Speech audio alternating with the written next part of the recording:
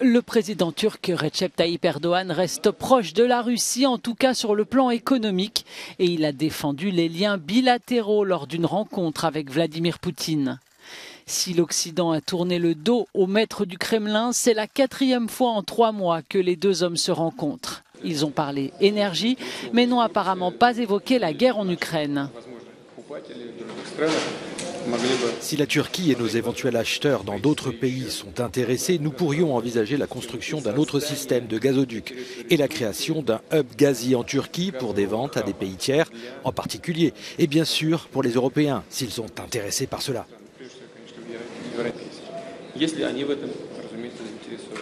Selon Recep Tayyip Erdogan, la poursuite de ses relations commerciales avec la Russie a facilité l'accord négocié par Ankara en juillet, qui avait permis à l'Ukraine d'exporter ses céréales. La Russie et la Turquie vont certainement en déranger certains, mais les pays en voie de développement en seront certainement plus heureux. Le président Erdogan a regretté que la majorité des céréales ukrainiennes ait été dirigée vers les pays développés.